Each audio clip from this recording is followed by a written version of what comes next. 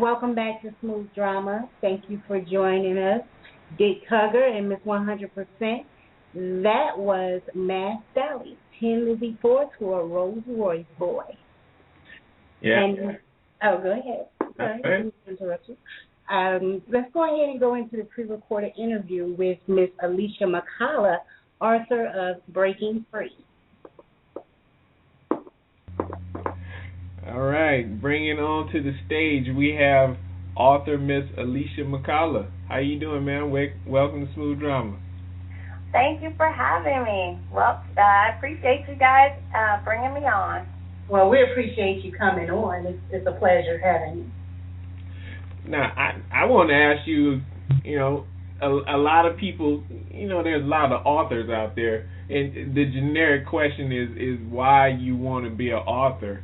And as a black woman author and talking about doing like sci-fi urban fantasy, that's kind of rare. What made you go that way aside from the normal romantic female author? I started writing when I was maybe 10 years old or a little bit younger, and my first stories were always really wild and crazy. I was that kid. I was the nerdy kid in the classroom.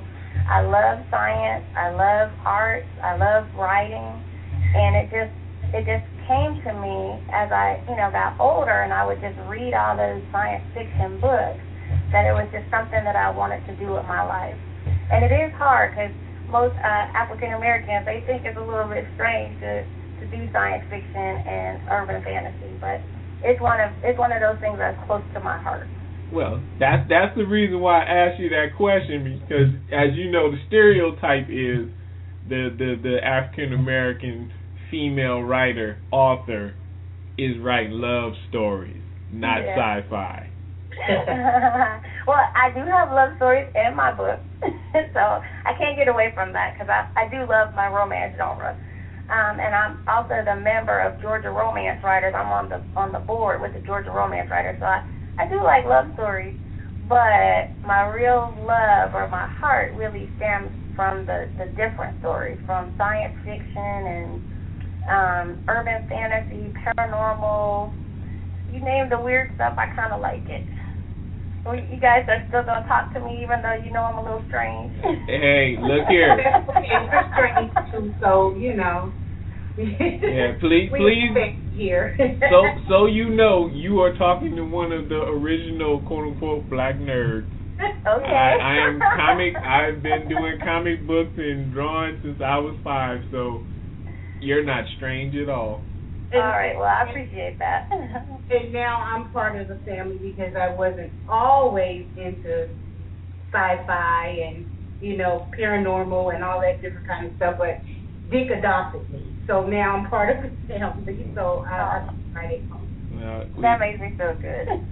So talk about Breaking Free and what Breaking Free is about. Well, Breaking Free is actually it's a teen story. So I wrote it for my high school students, and I'd say it's for those ages maybe 16 to maybe 21. And it's a story of a girl named XJ who has to save her mother from an evil mind flight procedure.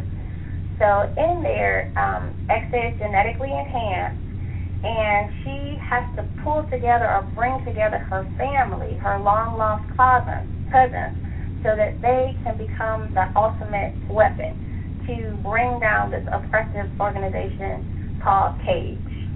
Hey, we can use her right now. Bring down some of these oppressive organizations. Yeah. Well, it's definitely the story of revolutionary, and it's definitely dystopian because Cage is very oppressive. I have to say that I've mixed it up.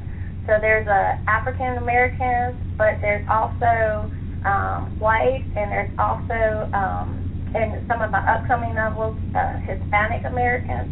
So I try to make my stories multicultural because as a school librarian, I work with a wide array of children, and what I found is that most of the science fiction books or dystopian literature, it just wasn't very multicultural. And so this is what I was trying to attempt with Breaking Free, to write something that no matter which one of my kids picked the book up to read it, that they would find themselves in my novels. Meaning you write books for normal people.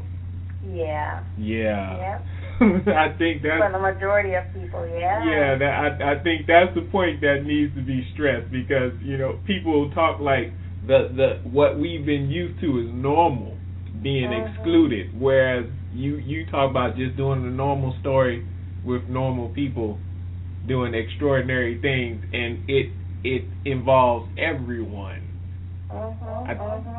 Yeah, I think for the 21st century, that's very important. That's one of the things that I try to stress on my blog, is that fantasy, futuristic, and paranormal in color is just when you write multicultural, you're writing for the 21st century reader. A lot of times we have these segregated worlds when we look at fantasy, futuristic, and paranormal, where the worlds are mostly just, white worlds.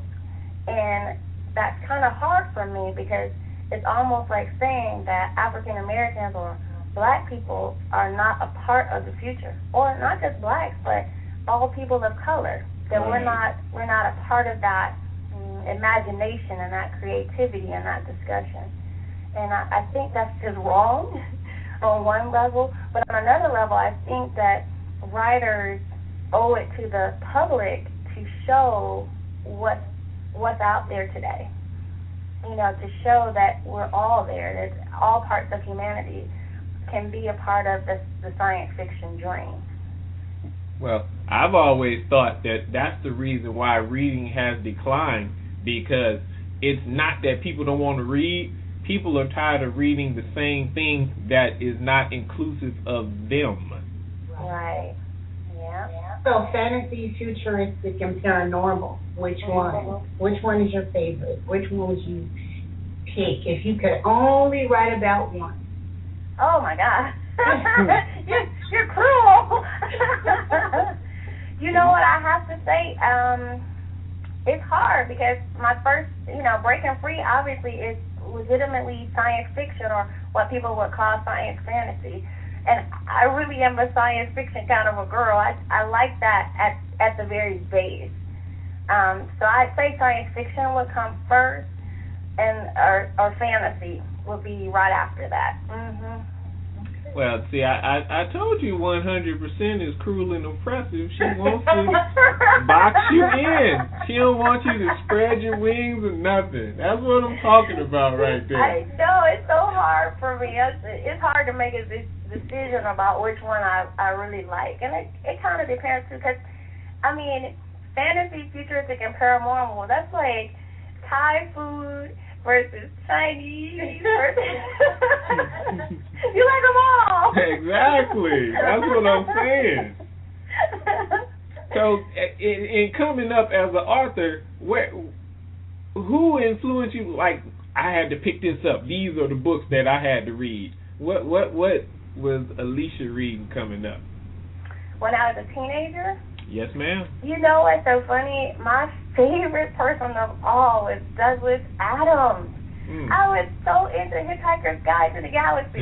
I was reading all them stories and Sapphire, Beeble Brox, and all. He really did it for me. But there's some of the other greats that I like. I love Marion Zimmer Bradley. I love Anne McCafferty with her Dragon Riders of Pern, and Piers Anthony. So I guess those are kind of science fiction, fantasy folks. Yeah. But, when I got into college, I started, because I would read so much science fiction. I just read it to everybody. And then something happened in college, and I just stopped reading. I think it's like what you were talking about. I just didn't see myself represented. And that's when, I want to say my senior year in college, I found Octavia Butler. Oh, my God. Yeah. And I absolutely fell back in love with the genre. And I just read, I think I read I read everything she had. I think that, she said that she was like the most published Black woman science fiction writer, and I read everything. I just loved it. Yeah, and I think that serves that the point that I made, that people read when it's something that's important to them and they can see themselves in the story as opposed to being excluded. Yeah, I think Octavia Butler was the first time it ever dawned on me that you could have a Black woman protagonist in a story like that. It never even occurred to me that it was possible. And that's sad because, like I said, I was in college by then. Well, why do you think African American authors shy away from this particular genre of writing? Well, I have to say this. Historically, in the Africana diaspora, we have always told stories of the supernatural and the paranormal. That's right. I think that we tell them, but it doesn't come under the term science fiction. Okay. Maybe you might want to call it magical realism. Maybe, like, for example, today we have Read Across America. That's a big thing at elementary schools. And the school counselor was reading Mufawar's Beautiful Daughters. And this was a story about two girls, that one was vain and one was really kind. And in the end, they were going to marry the king. And the king, in the end, he didn't show himself at first to be who he was. He came as a snake, and he came as a young boy with elf ears, and he came as a woman in the woods. And then in the end, he finally revealed himself. I hope I'm not ruining anybody's plot, but he finally revealed himself, but he did it magically. And he selected the kind daughter based upon how she treated each one of those characters that came to her. And so I guess what I'm saying is Mufawar's Beautiful Daughters, that is definitely steeped in that African tradition, and it's a story of magic, basically, or what do you call it? Shape-shifting. Yeah. Shape-shifting. Okay. Well. So that's paranormal, right? But nobody would ever call it. We never would call it such a thing. Well, I mean, it's like mythology. When we look at, and I think, the authors have shied away from this because they don't understand the audience. I mean, I go to comic book conventions all the time, and I see a lot of Black people. I don't see a lot of Black authors. Right. And I mean, and I think that is the disconnect, because the Black author doesn't go where the people would be, and they don't understand that there is a huge audience. There is. Well, I have to say, though, as a librarian, one of the things that I have noticed, like, when I get ready to buy something, like I have some kids, they only read horse books, or they only read dog books, or whatever. And as a librarian, I will go out and buy that. And so what ends up happening is publishers are like, oh, this librarian is buying up 25 horse books. And so then the market kind of drives that way. And right now, what's really hip in the African American community is urban lit. And so you just have all of these publishers, they kind of come out with, I hate to say it, it's the same in the hood story. Yeah. Right. And it's kind of like, well, can we get something else? Right. Well, but that's what people are buying. Well, and so sometimes you tell the same story about, Yeah. Yeah, I've stopped paying attention. Yeah. And that's what kind of happens. So the people who might buy something different, or who might be interested in something different, they never see it there, and they're wondering, well, how come? And so I guess in answer to your question, in some ways the market kind of drives what you see. The good news is, with digital publishing and with the way that things are changing, that people can go out and they can create communities around the things that they really like. Right. And let me just say this. if you really think that there's a hole, you got to get out there and fill it. Exactly. You need to be writing your comic book. Exactly. That is exactly what I'm talking about, and that's why we were privileged to have you on, because I always look for people who fill the void. They don't just look into the hole and say, wow, that's a really big hole. It's messed up. Right. And so now I know you had been involved in the event, the State of Black Science Fiction 2012. You want to talk about your involvement in that? Sure. What would you like me to tell you?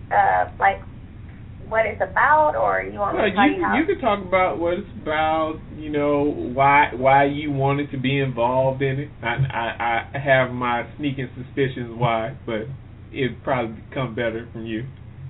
Well, I hate to say this, but in, I think, October or November, I was just twittering around, and I'm a member of the Black Science Fiction Society, and something just hit me. Yeah.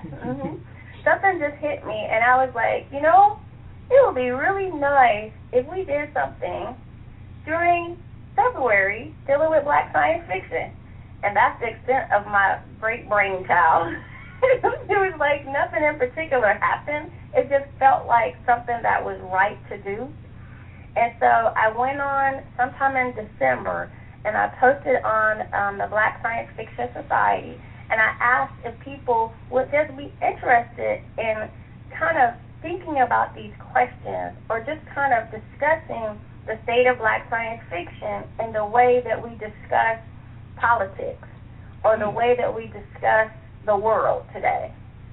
Because I was feeling like, you know, there's not an avenue for such things, and also because I work in the school system, we always have the same thing for Black History Month. Right. Yeah. Sometimes I get tired, like, okay, I love Carter G. Woodson. Yeah. But I want to do something a little bit different. Yeah, can we talk about more than three since people? We have the blogs, and so many of us are out there and we're talking, I thought it would be nice to just do a corporate blog dealing with the state of Black science fiction just for this year of 2012. Yeah. Well, it's a leap year, and it is the last year of our life, according to a whole lot of doomsayers, so we might as well get it in now. You know what? You can't just wait on nobody else. You got to get out there. Right.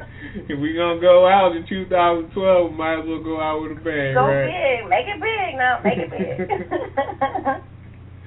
Well, I mean, and I want to commend you for doing that, you know, writing and not waiting for somebody else to do it, you know, doing it.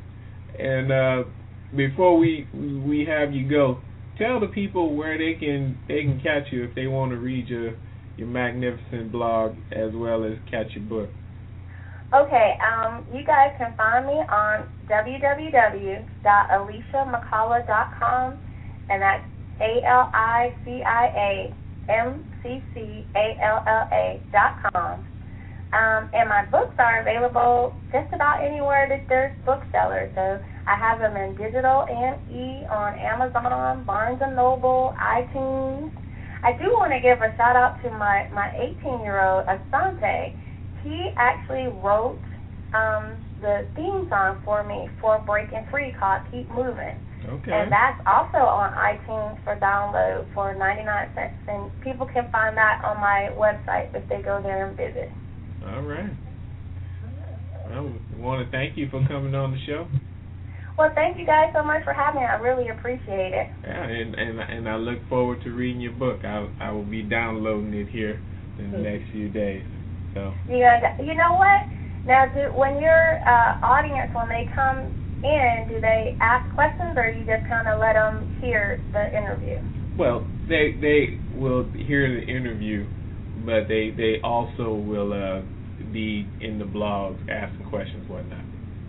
Okay, well, if you find one person out there that you think has asked an excellent question about either me or the State of Black Science Fiction 2012, I will be willing to give them one free copy of Breaking Free. I can sign it and send them to snail mail, or if they want a digital copy, I can do that too.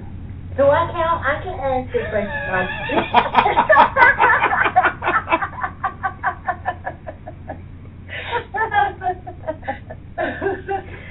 Oh, you guys are wonderful. All right. Well, you take care. And hey, anytime you got anything going, feel free to hit us up. We'd love to have you on again and talk about anything else you have going, any other projects.